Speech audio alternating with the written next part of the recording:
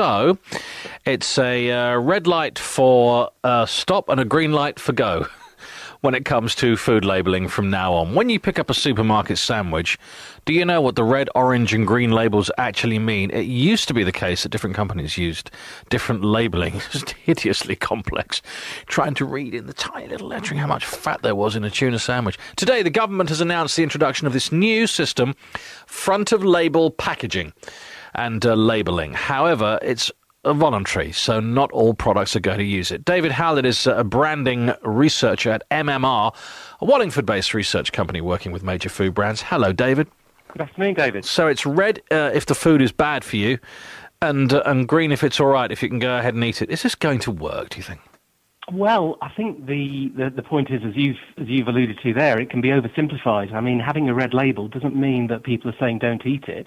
What people are trying to do is give people a way of choosing how much of a particular type of product they should eat. I mean, you know, some people might argue that if a product is bad for you, then it shouldn't be on sale in the first place. Of course, these products aren't bad if they're eaten in moderation. They can be part of a diet. It's diets that people should be concerned about, not only individual foods. I mean, for example, dairy products might tend to have a lot of fat in them, and fat contains some of the vitamins and calcium and other nutrients that we need. So we don't want people to stop eating these products completely. And some of the people who are against this type of simplification say that it really leads to people maybe making too simple a choice. What I'm struggling with is too simple, this. And subjective. I mean, really, you walk around the supermarket, and most things are probably bad for you. They've got sugar, they're loaded with fat. I mean, apart from the fresh fruit, what would constitute a green label? It's not as clear-cut as the government would like it to be, I suspect. Well, no, I think the government's in a difficult position, though, and I think what's happened today is you've seen them being attacked on both sides. They're attacked by people who think they're trying to create a nanny state by making it too simple for people to choose, and they're attacked by people who think they should be going further because obesity is such a big problem in society.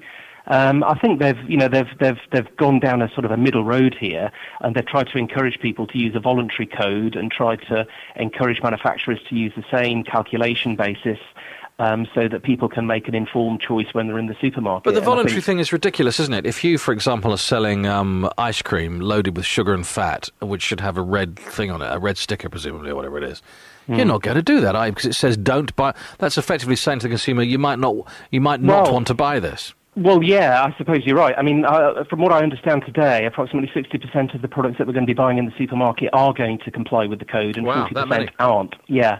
But there's also a European angle here. A lot of the other European countries have different ways of expressing this information on their packs. And I think if it was all about legislation, then I think it would probably have to be united at a European level. So I think although the government would like us to think that this is the end of the debate, it probably isn't going to be. But I think it's an important stage today, and let's see how people respond to what's happened.